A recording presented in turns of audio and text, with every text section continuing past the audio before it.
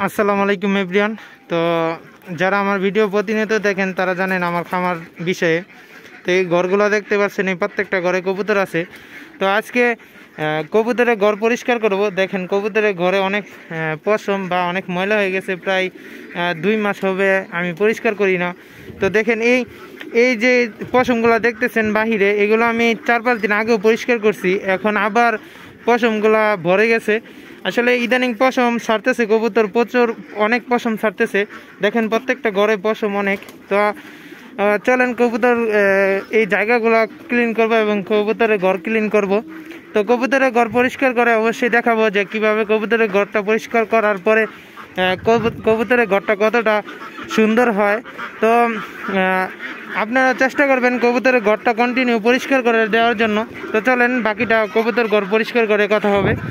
আর এবং কবুতরের ঘর পরিষ্কার করে কি স্প্রে দিব, কারণ কবুতরের ঘর পরিষ্কার করার সাথে সাথে আপনারা চেষ্টা করবেন স্প্রে ব্যবহার করার জন্য। তো আমি অবশ্যই দেখাবো যে কোন কোম্পানি এবং কোন স্প্রেটা সবচেয়ে ভালো, এটা দেখাবো। তো চলেন যাই কবুতর ঘরগুলো পরিষ্কার করে দেখাই। তো দেখেন আমি মূলত এই যে ওষুধ মিক্স করছি, এটা হলো স্প্রে কোম্পানিটা হলো এই যে এটা, এই বোতলটা। আমরা মূলত এটা দিয়ে থাকি, এটা খাবারের উপরে পড়লেও তেমন সমস্যা হয় না, এটার সাথে ভিটামিন মিক্স করানো আছে। তেমন খাবারে পড়লে, খাবার যদি কবুতর খায় তাহলে কোনো সমস্যা হবে না। আপনারা যদি এই ওষুধটা দিতে চান, এই একই প্রোডাক্ট বা এই কোয়ালিটির প্রোডাক্ট দিতে চান, মিক্স পানির সাথে মিক্স করবেন। এই যে দেখেন এটা মুখা সম পরিমাণ 2 লিটার পানিতে মিক্স করবেন। তো যেহেতু আমি আজকে 7-8টা ঘর পরিষ্কার করব, তার জন্য 2 লিটার পানিতে এটা মিক্স করছি।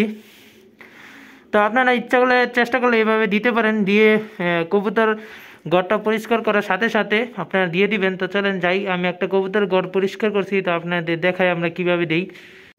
তো দেখেন এই যে আমি কবুতর ঘরটা পরিষ্কার করছি, এটাতে অনেকগুলো ময়লা ছিল। তো এটি আমার কবুতর এলো বাচ্চা কবুতর সবগুলা।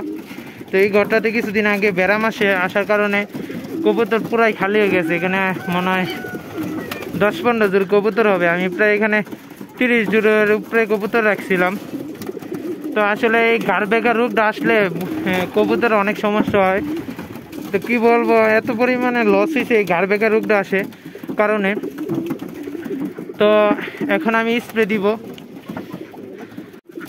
কবুতর ঘর পরিষ্কার করার পর অবশ্যই এইভাবে স্প্রে করে দিবেন, যে কোনো কোম্পানি হোক স্প্রে করে দিবেন, পোকামাকড় যতই থাকে সব মরে যাবে। দেখেন এই ঘরটা পরিষ্কার করলাম, এটা হলো সাদা কবুতর। আর এই জায়গাটা পরিষ্কার করলাম, একটু আগে দেখছেন যে এই জায়গায় কি পরিমাণ পশম ছিল। এখন পুরো জায়গাটাই আলহামদুলিল্লাহ পরিষ্কার করে দিছি। আবার 2 দিন বা 3 দিন তারপরে আবার ভরে যাবে, কারণ প্রচুর বাতাসের কারণে এই জায়গাটা ময়লা হয়ে যায় আবার। তো দেখেন আলহামদুলিল্লাহ কত পরিষ্কার করে দিছি। এই ঘরটা সাফ করছি আজকে প্রায় 6-7টা ঘর সাফ করছি। তো এই ঘরটা ক্লিন করছি, এটা হলো রেসার কবুতর। এই ঘরটা পুরাটা ক্লিন করছি। তো এখানে 3-4টা ঘর ক্লিন করছি।